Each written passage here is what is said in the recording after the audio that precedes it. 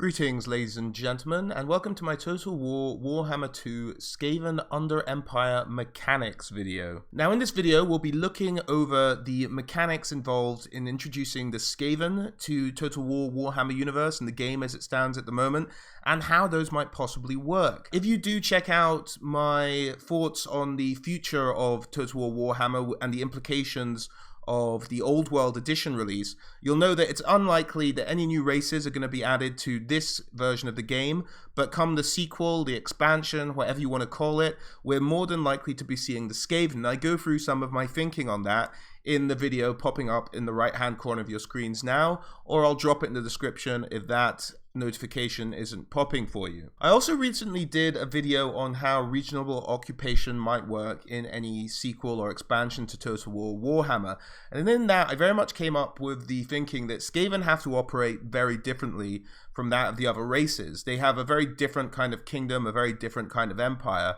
and that's what we're going to explore in this video. Now, the pessimist in me and some of you out there might be sort of shouting at your screen or typing in the comments as I speak now that the Skaven aren't going to get an Under-Empire. All they're going to give them is that same skill that the Wood Elves, the Beastmen, the Dwarves, and the Greenskin have, of essentially that kind of short-range teleport thing, and that's how they'll represent the Under-Empire. Now, that for me is a worst-case scenario, but because the Under-Empire plays such a significant part in the way the Skaven live, I think it's something that CA will give some attention. I mean, after all of us were, including myself, thought they were just going to throw on some extra units and that would be the end of Bretonnia. That would be Bretonnia done and dusted. But really, they looked at Bretonnia and invented systems around Bretonnia and how Bretonnia would function as a campaign, inventing the chivalry system and the peasantry system, really going along with some of the lore of Bretonnia. So I hold out some hope that they are going to go into some detail into changing some of the mechanics of the game to accommodate the Skaven, who after all are one of the most popular factions in Warhammer as a whole. But I'm also not completely delusional. I don't think they're going to sort of spend all their budget. So this is very much a look at some of the pragmatic approaches that Creative Assembly might take in order to introduce Skaven's Under-Empire to the old world, and because they'll be appearing in Total War Warhammer 2, the new world as well. So to kick things off, for those of you who don't know, just a bit of an introduction, the Skaven are in fact a species of rat men. They've been around forever. Some think they're just kind of different kinds of beastmen. That's not at all the case. They very much have their own culture. They're very bright. They tend to use all that intelligence for backstabbing and personal gain and just getting one up on the other guy. They're slightly heartless and merciless. They have huge slave populations that they have toiling away underground, digging all their tunnels, and really are some of the nastiest creatures in the Warhammer world, and beloved by many, for reasons I'm not completely sure of, but people do seem to love the Skaven. And I see some of the appeal with all of their sneakiness and dastardly nature. But there you go, that's who the Skaven are. For those of you who didn't know, just a brief introduction to give you an idea of what I'm going to be talking about. So I want to start off with some of the news reports we've had out of Creative Assembly recently, with Rob Bartholomew recently stating that each game will be released with a quartet of races, rather than 3, which we actually previously assumed from a Russian data mining leak. We thought in the next game we were only going to get the High Elves, the Dark Elves, and the Lizard Men, but there's room for a 4th race, and that 4th race may very well likely be the Skaven. So let's have a look at what the Under-Empire is, as how it stands in the lore. Now here's a map of the Under-Empire. As you see, it's essentially a vast tunnel network that digs under a number of different settlements belonging to the Dwarves, the Greenskins, and the cities of men as well. As you see, it kind of runs along, the older tunnels run along the mountain ranges of the old world, and the newer tunnels have expanded out into Bretonnia, into the Empire, into the lands of men, and just building sort of new connective tissue between some of the existing tunnel network. Now you'll see on this map, I don't know if it comes out terribly clearly, but there's different kinds of settlements here. There's Skaven strongholds and Skaven lairs. Now Skaven lairs are essentially cities in which the Skaven live underneath other races' settlements.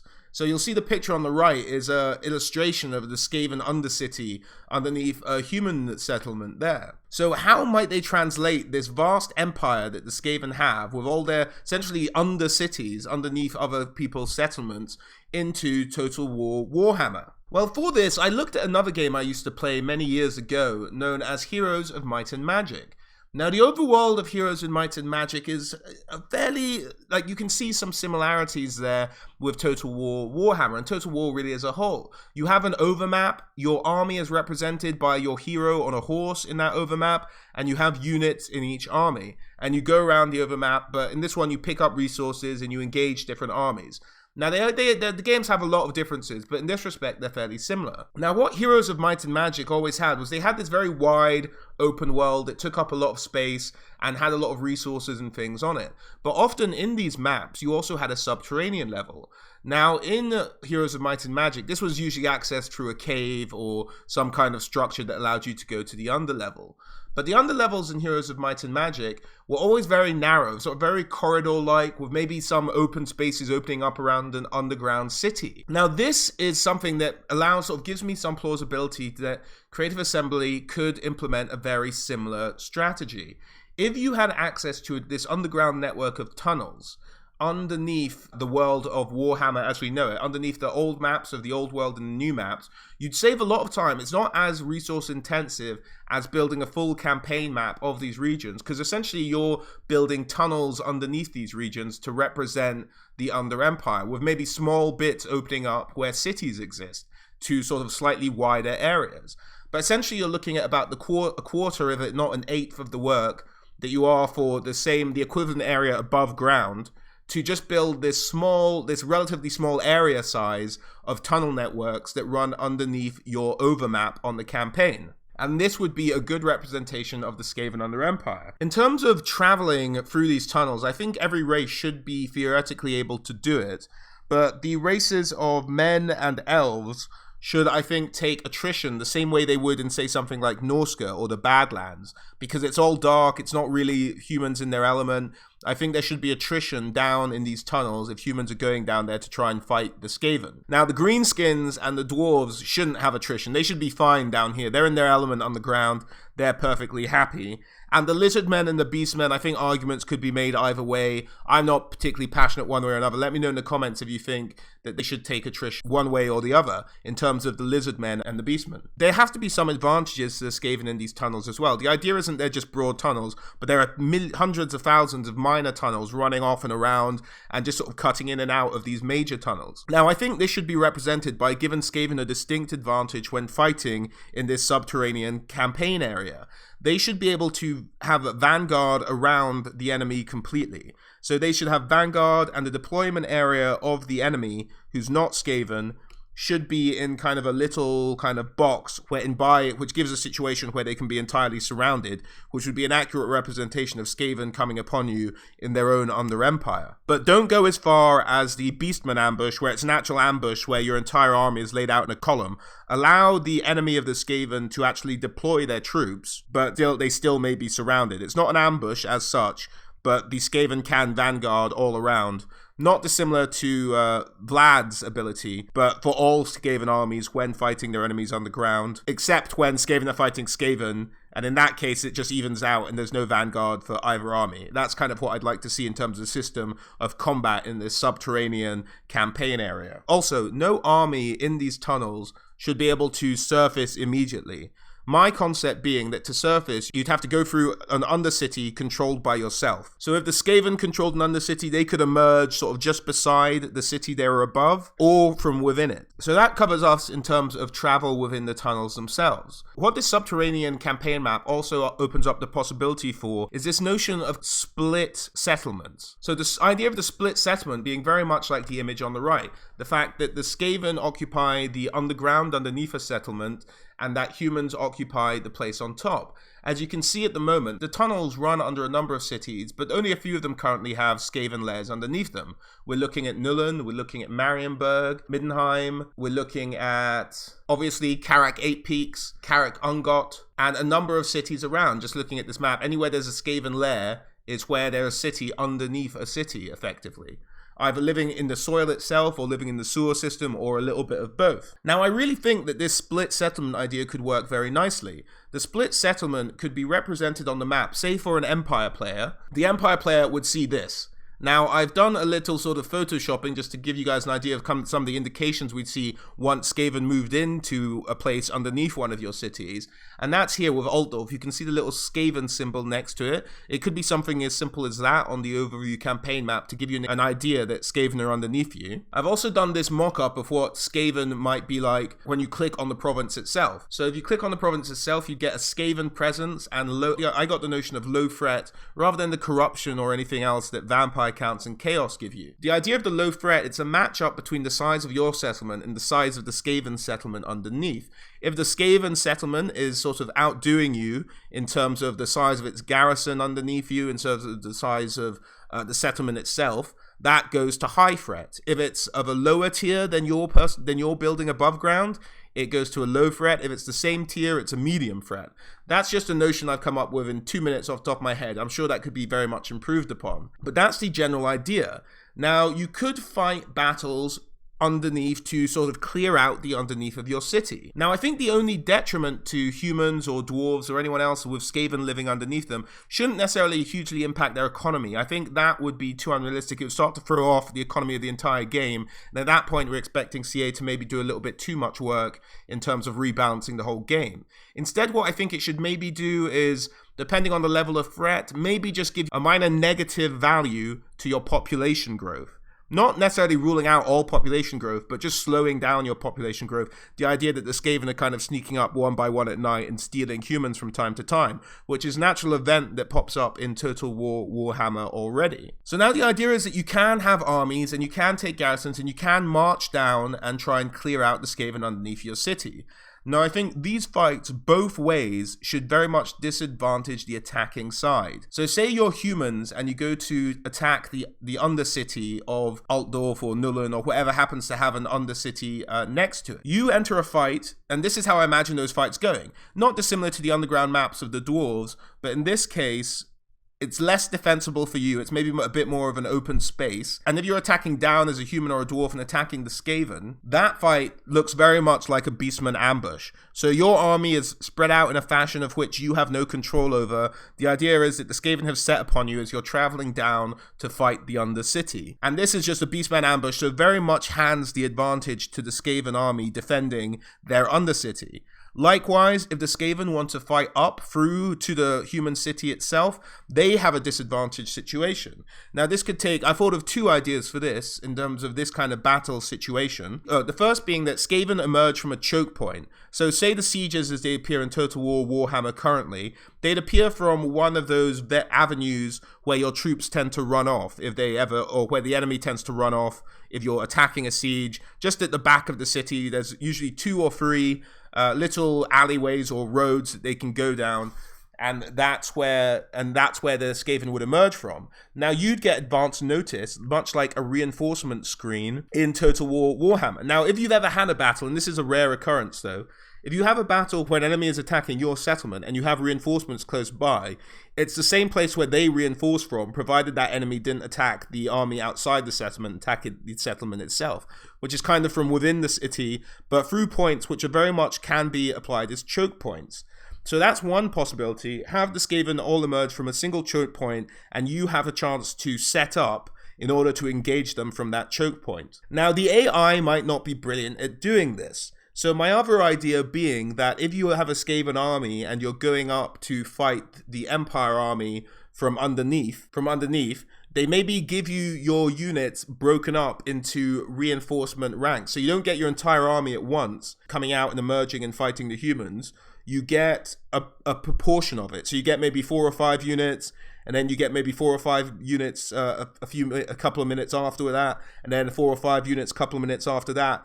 And they make it staggered. This way the AI can maybe cope a bit better, because the choke point thing would work brilliantly against other humans, but I worry the AI wouldn't be able to take full advantage of a choke point attack from a human Skaven player.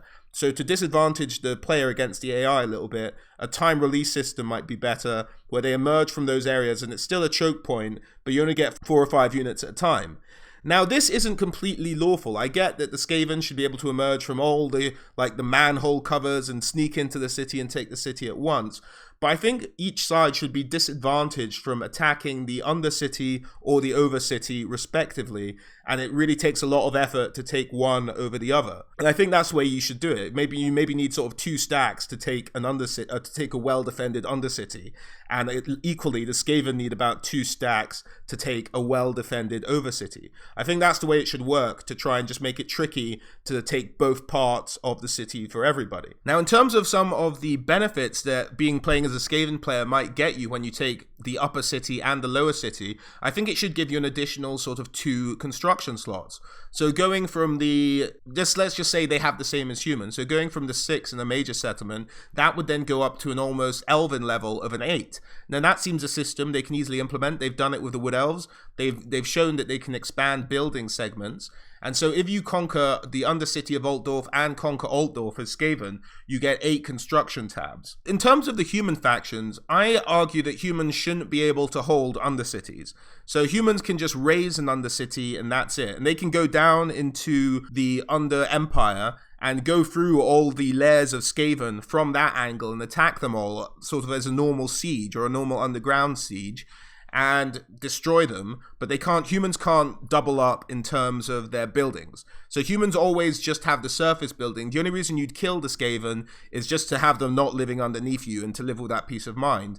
And you can go to the Under-Empire and you can fight the Skaven down underground, but again, you're taking attrition as you would in Norska the whole time, and you're getting essentially ambushed. You're having the Skaven attack you from all directions every time you get in a fight with the Skaven in the Under-Empire. So it can be very tricky, but completely possible for humans to go down into the Under-Empire and start to fight against the Skaven down there. Now, in terms of this happening to a Dwarf player or a Greenskin player, I also think they should get the same benefits that Skaven do, and they should be able to take an Undercity as well. So the Dwarves would be able to take any kind of Undercity and get a small advantage from that, whether it not necessarily be building slots, but maybe an income buff or a population buff or another kind of advantage, so they can potentially hold both the upper and under city. And the same goes for the greenskins. As regional occupation currently stands, that would mean the greenskins and the dwarves can only occupy the undercities under their type of settlements. But it would also work in conjunction with my thoughts on regional occupation going forward in the Total War Warhammer series. And if you'd like to know a bit more about those, there should be an icon popping up in the top right-hand corner. Do click on that to see my thoughts on the future regional occupation in Total War Warhammer. Now, the idea behind the extra building slots is with the Skaven, that the idea of Skaven clans is very much a notion that exists within their society. Now, I don't think the Skaven faction will be split into the different clans of the Skaven necessarily. I'm sure they'll have different names, much like the Greenskins have different names, but they'll have access to mostly, I'd say, the same pool of armies. But where this clan idea and this kind of specialization for certain units and certain types of units might come in is in the building tree. Now, we have a number of units already in Total War Warhammer that require maybe 2 buildings to qualify you to get the unit in itself. Now, I'd like to see that lifted to maybe 3 or even 4 buildings that the Skaven need to build to really have access to some of their most elite units. This would both encourage people to have armies that kind of go along with the lore. You'd have a number of places where you could recruit some of your lower tier units, just fill armies full of Skaven slaves and the like. But your higher tier units are very hard to get a hold of because you simply don't have enough of the building slots in a lot of the settlements you have. Say you have a sort of a high level building slot that has 6. If you take the Overcity, that will give you 8. That will allow you some variability in terms of what you build there and give you access to a certain elite kind of troop. So, for example, a Hell Pit Abomination might need 4 separate buildings in one settlement to actually recruit Hell Pit Abominations. And this would give the entire settlement a kind of clan Molder feel. Now, I don't think provinces should exist for the Skaven. I think they should be like the Wood Elves and be provinceless and just have individual settlements around the Under-Empire and on the surface map as well if they conquer the surface. Another example might be Rattling guns, again, might need 3 or 4 buildings, which essentially takes up most of the building slots of an entire settlement in order to get rattling guns. And then this seems to take on the aspects of a clan Scryer settlement. And likewise, gutter runners, number of buildings to recruit gutter runners, and this takes on the likes of a clan Eshin settlement. So you see, you can get the kind of clan element there by the number of buildings you need to build some of the more elite units for the Skaven. Now, the Skaven should be easily able to continuously afford afford their lower tier units. I don't think that should ever be a problem. They should be cheap and they should be huge unit sizes for the Skaven. And I think by doing this, you both make it hard to get elite units, and you encourage the player to sort of recruit much like a Skaven army would, with just hordes and hordes and hordes of cheaper units, with a few elite units backing them up. So it really gets the sort of army, the idea of a Skaven army across if you limit them that way. So you see how that system might play out across these tunnels. Now, I don't think they should introduce a tunneling system where you can build new tunnels elsewhere. I think you should be limited to this subterranean map as we see it here, at least as far as the old world is concerned. And then if you want to take anywhere else, you just have to go and take the city itself, but you don't necessarily get to dig underneath. This kind of encourages the Skaven to build in certain areas and to have their settlements in certain areas above others. And this plays into the idea of population control, which I mentioned in my Total War Warhammer 2 regional occupation video. So the Skaven shouldn't be limited really by population control because there are just so many of them all over the place. So I think this idea of having enough places to build good buildings and to build the buildings you want and to be worthwhile even taking settlements there is the way that the Skaven can be encouraged to build in certain areas and maybe make alliances in other areas where they don't necessarily want to conquer or there's no real reason to conquer there. Now, on the Skaven map as well, you'll notice there are Skaven strongholds. Now, these I think should be the starting positions for the Skaven in Total War Warhammer, at least as far as the old world positions are concerned. Now, in terms of their strongholds, to the east, we have capital of Skavendom, Skavenblight. Up north, we have the Hell Pit. To the east, we have Crookblack Mountain. And to the south, we have the City of Pillars, or as you and I might know it, Carrack 8 Peaks. Now, at least as far as those first three go, they should essentially be settlements where you already have the upper and lower city. That's how they should start out. That's why I think they should be starting positions for some of the Skaven. So they're the ones you already have these very big sort of building slot settlements.